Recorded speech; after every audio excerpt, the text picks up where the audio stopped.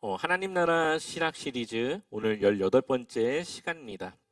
이제 오늘까지 포함해서 한 3번 정도의 시간이 남았습니다. 오늘은 종말을 아는 삶이라고 하는 제목으로 우리 함께 말씀을 나누고자 합니다. 한번 우리 같이 따라해 볼까요? 종말을 아는 삶. 우리 한 번 더 따라해 보겠습니다. 종말을 아는 삶. 이 하나님 나라라고 하는 이 말씀을 함께 나눌 때, 이 하나님 나라에 대해 처음 듣거나 이제 하시는 분들이 가장 먼저 어려워하는 점은 바로 이 하나님 나라가 이미 왔음에 대한 이해를 하는 것입니다. 보통 교회를 다니면서 그동안 들었고 알고 있는 지식은, 또 흔히 종교적으로 하는 이야기는 이 천국은 사후 세계와 연관된 것으로 이해하고 있기 때문이죠.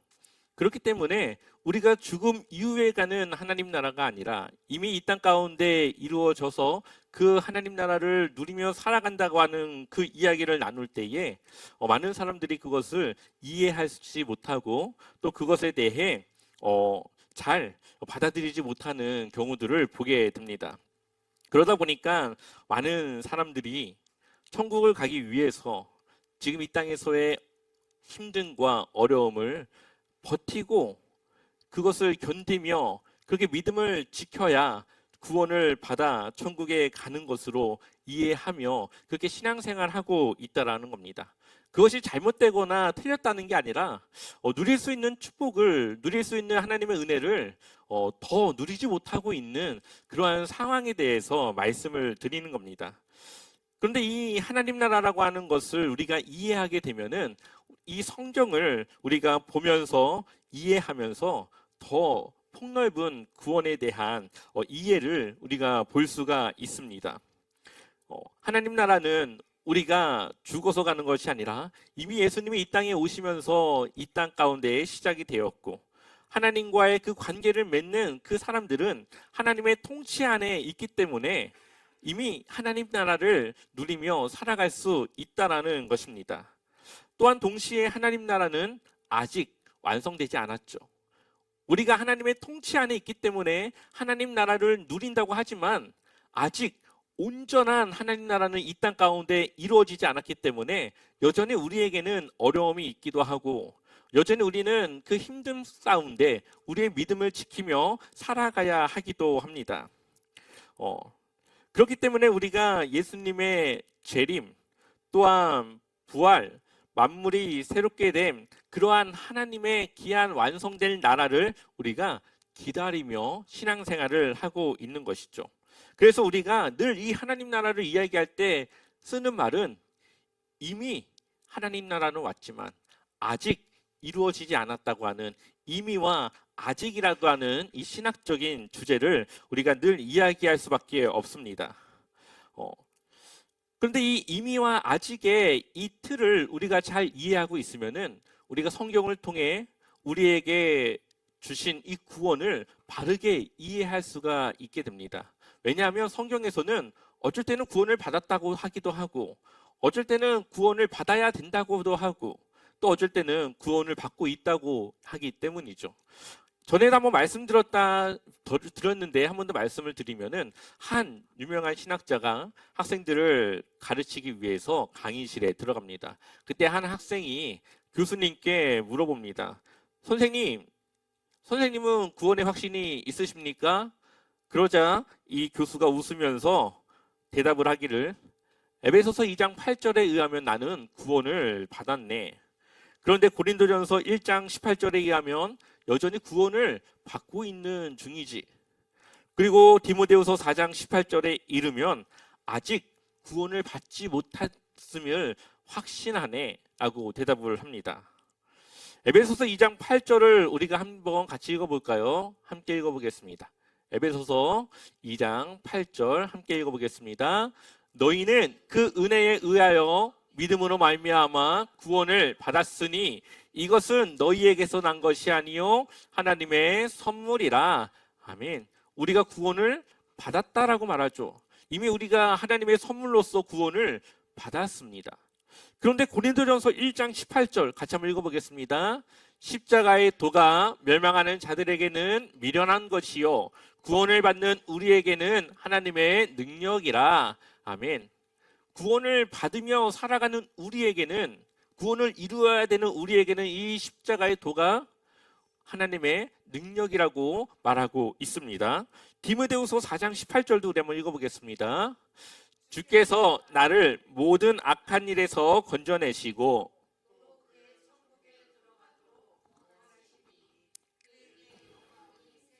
무궁토록 있을지어다. 아멘. 천국에 들어가도록 어떻게 한다고요? 구원하시리니. 앞으로 일어날 일에 대해서 바울은 이야기하고 있죠. 바울이 좀 정신이 왔다 갔다 하는 걸까요? 왜 구원을 받았다고도 하고 받고 있다고도 하고 받을 것이라고도 하고. 그렇다면 우리는 구원을 받았습니까? 아니면 받고 있습니까?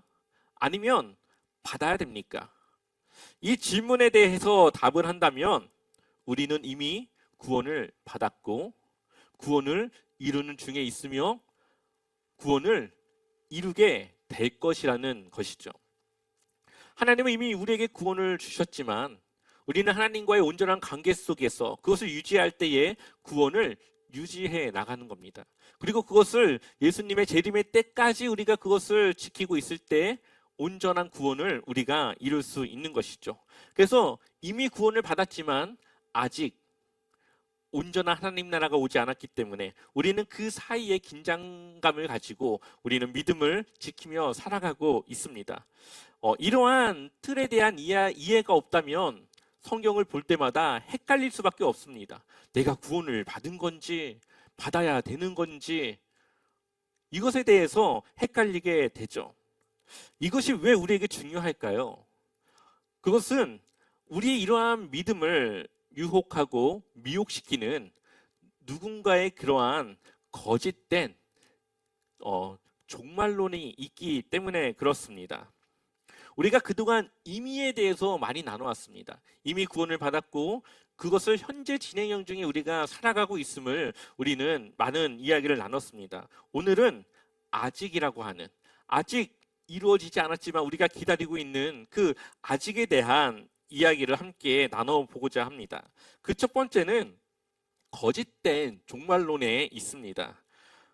이 종말론이라고 하는 것, 이야기만 들어도 뭔가 우리에게 긴장감을 주고 뭔가 좀 두려움을 갖게 하며 좀 그러한 기분을 우리가 가질 수가 있죠. 이것을 누가 잘 이용하느냐? 이단과 사이비가 그것을 아주 교묘하게 이용합니다. 그래서 이단과 사이비는 늘 종말, 또한 시한부 종말, 이제 종말의 때가 정해진 뭐 그러한 것들을 통해서 사람들에게 겁을 주고 그 겁을 통해서 절대 그 단체를 빠져나가지 못하도록 그렇게 붙잡아 놓습니다. 왜냐하면 거기를 나가면 이 구원의 그 자리에서 이탈한다라고 하는 그러한 교육을 끊임없이 받았기 때문이죠. 그동안 우리가 많은 이단들이 있었지만 대표적으로는 1992년도에 다미 선교회라고 하는 이단이 있었습니다. 이장님이라고 하는 사람에 의해서 만들어졌고 1992년 10월 28일에 예수님께서 이 땅에 오신다라고 주장을 하며 휴거를 기다려야 된다라고 사람들에게 이야기합니다. 근데 그 조건이 모든 재산을 다 교회에 바치고 정해진 그 산에서 기다려야 된다고 하는 것이죠. 그래서 그것이 취재가 막 됩니다. 근데 안 좋은 쪽으로 취재를 했는데 그 취재를 듣고 어떤 사람들은 나도 구원받고 싶어서 거기에 동참하며 자신의 집도 팔고 차도 팔고 온 재산을 팔아서 거기에 들어가게 됩니다. 근데 예수님이 오셨습니까? 안 오셨습니까? 안 오셨죠. 그래서 사기죄로 결국 그 목사가 들어가게 됩니다. 근데 예수님이 오실 거라고 이야기했던 그 사람이 며칠 전에 오신다고 했던 그 날짜 그 며칠 전에 어떠한 집을 계약을 해가지고 그것을 사는 그것 때문에 사기죄로 결국은 들어가게 됩니다. 이 사이비 이단 종교들은 이 종말을 이렇게 이용을 하죠. 그래서 사람들에게 돈을 뜯거나 사기를 치는 것에 사용을 합니다. 그리고 그들이 사용하는 대표적인 성경 말씀이 있는데요. 바로 마태복음 24장에 나와 있는 그 말씀을 가지고 이야기를 합니다.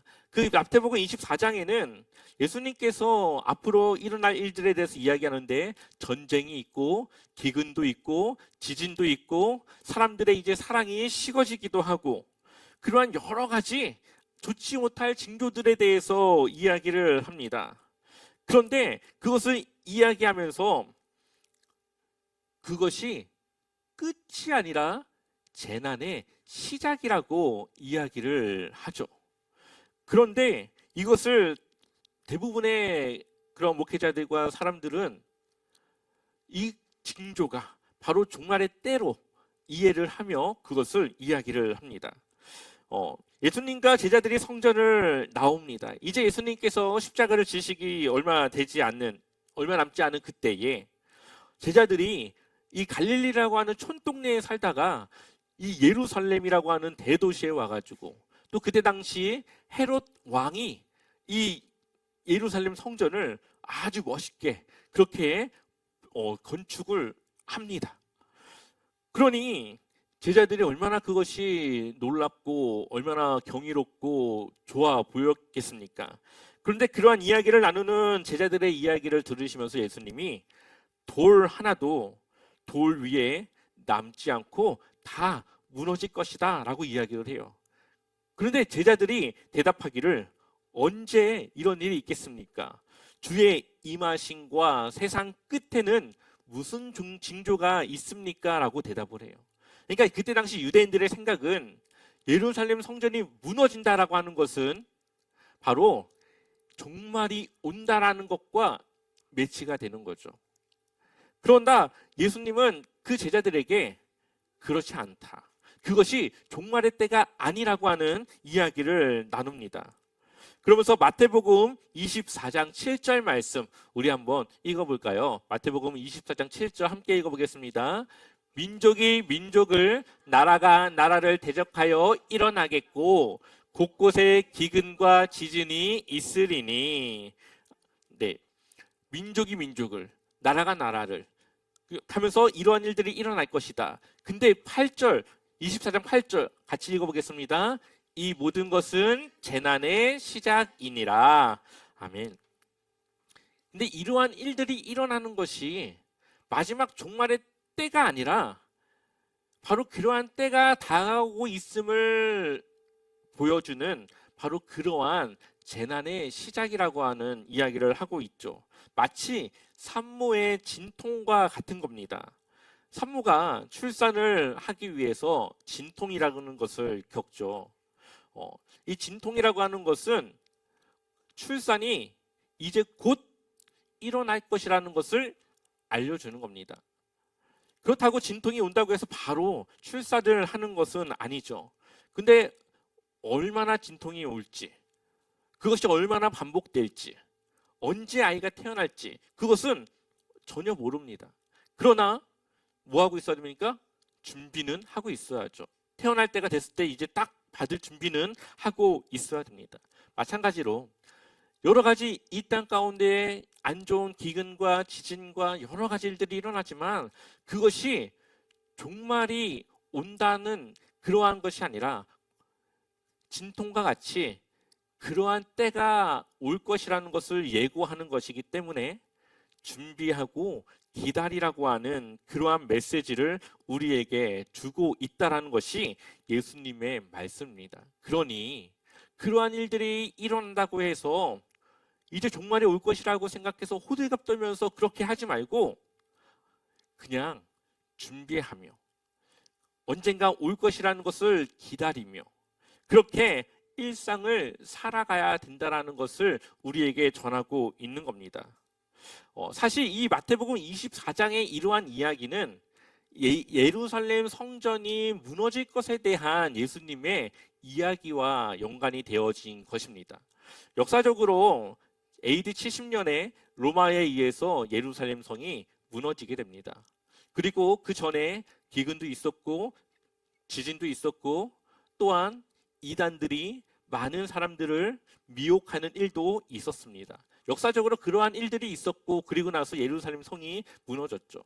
그런데 이러한 일들은 역사적으로 계속 반복이 되어져 온다라는 겁니다.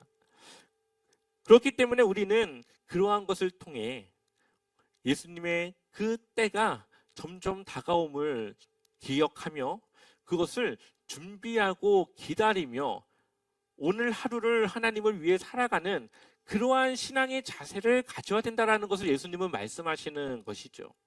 그래서 우리에게 공포심을 주거나 긴장하거나 아니면 두려움을 갖게 하기 위해서 이러한 말씀을 주신 것이 아니라 오늘 하루를 언제 오실지 모르는 그때를 기다리며 오늘도 주님과 함께 하루를 살아가야 됨을 우리에게 말하고 있는 것이 바로 이 마태복음 24장 예수님이 우리에게 주시고자 하는 메시지의 핵심입니다.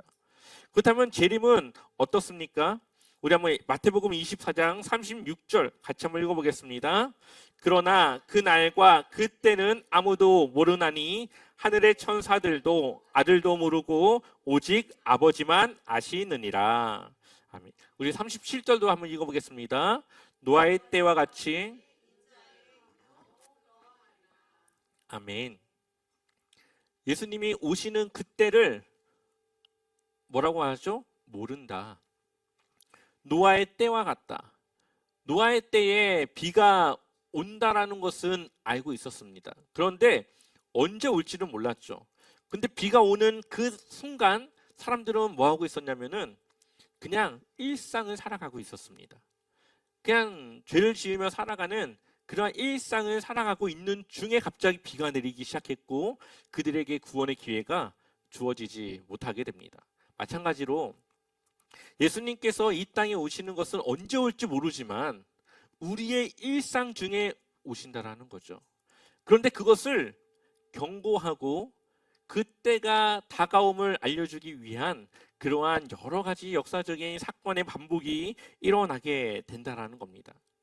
그러니 그것은 우리에게 두려움을 주는 것이 아니라 준비해야 됨을 우리로 하여금 알게 하는 것이죠. 그렇기 때문에 우리는 이 종말을 기다리는 그 신앙을 우리는 잘 가지고 있어야 되는 것입니다. 요한계시록을 보게 되면은 이 인의 재앙이 첫 번째부터 7번째까지 오게 되는데 6번째 인은 역사적으로 반복되는 것이고 마지막 7번째 인이 마지막 종말의 때를 가르치는 것입니다.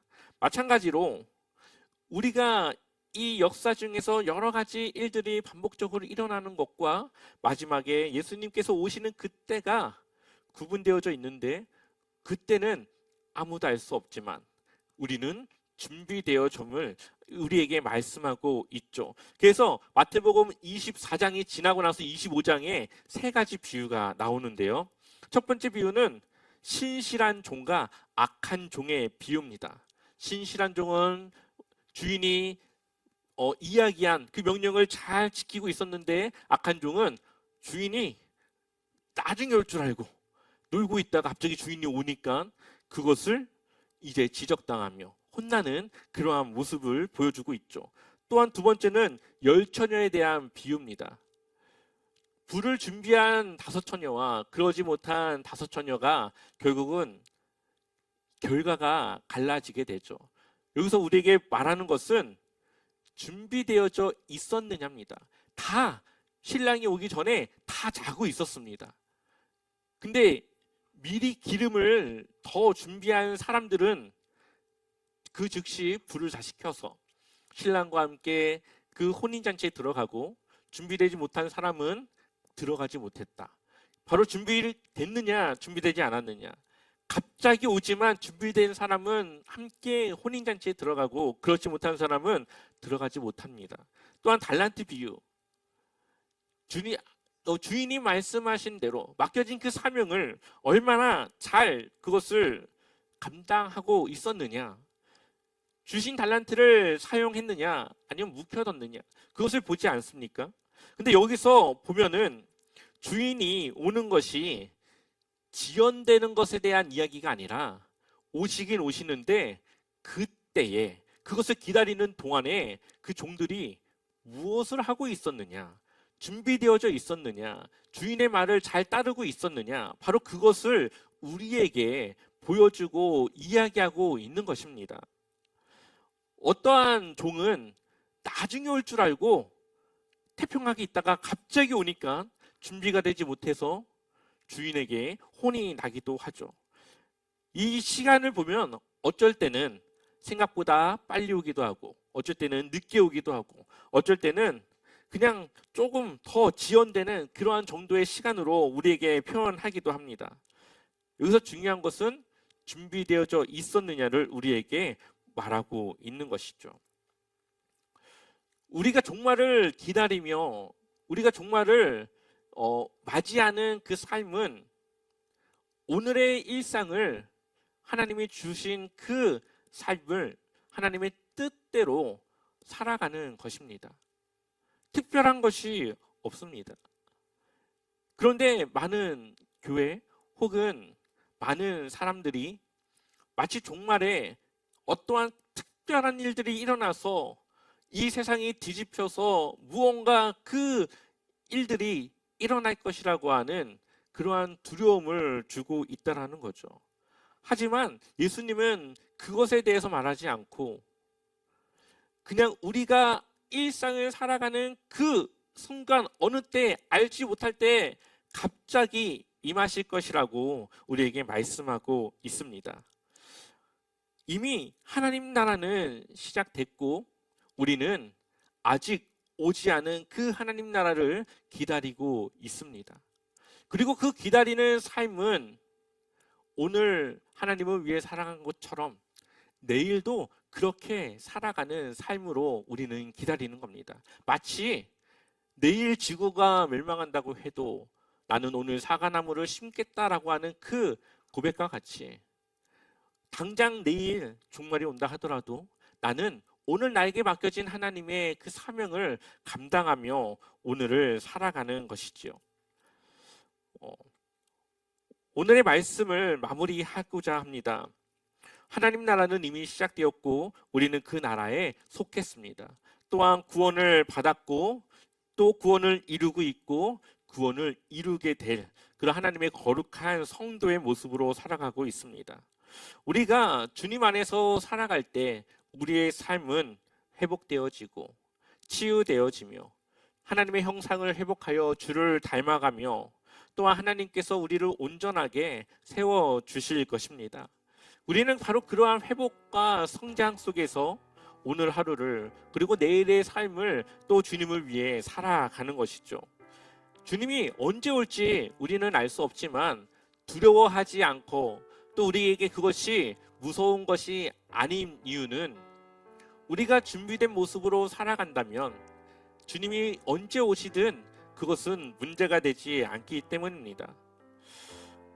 주님의 재림과 우리의 부활은 이 세상이 새롭게 되어지는 그 때가 되었음을 보여주며 우리도 새롭게 주님의 그 나라에 들어가게 될 것을 우리에게 말하고 있습니다. 우리는 그것을 소망하며 기다리며 오늘 하루를 또 살아가는 것이지요.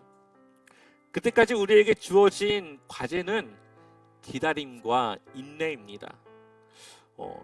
주님의 재림이 언제 올지 알 수 없지만 우리는 그때를 기다리며 또 오늘 힘든 그 일들을 인내하며 또다시 내일 하나님의 그 말씀을 따라 살아가기를 다짐하며 그렇게 또 하루를 살아가는 것이죠.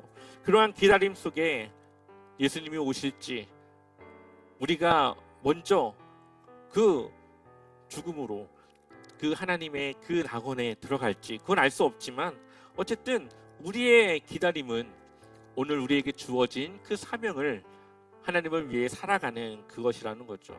그러니 이 종말이라고 하는 것에 대한 두려움보다는 우리는 소망을 가져야 되고 우리는 그것이 무언가 특별한 뒤엎어짐의 그러한 일들이 아니라 우리의 오늘의 일상이 주님을 맞이하는 마지막 종말의 때가 될 수도 있다라는 것을 우리는 기억해서 우리는 그렇게 하루하루를 주님을 위해 살아가야 되는 겁니다. 그래서 주님을 향한 이 회심과 이 믿음의 돌아섬은 빨리 이루어져야 되는 것이죠. 조금 지체하다가 오실 때쯤 돼가지고 내가 회심해야지, 그것이 아니라 그 때가 이루기 전에 내가 회심을 해서 그 때를 기다리며 살아가는, 그것이 바로 하나님의 자녀로서 주님을 위해 살아가는 그러한 진정한 성도의 모습입니다. 우리의 삶이, 우리의 오늘 하루의 삶이 바로 그러한 주님의 오심에 대한 기다림과 소망으로 또 인내함으로 그렇게 우리가 승리하며 나아가길 소망합니다. 그래서 이미와 아직 사이를 우리가 살아가고 있지만 우리의 매일이 주님의 오심을 기다리며 준비하는 그러한 주님을 향한 그 뜻을 다하는 그러한 삶으로 나아가길 소망합니다.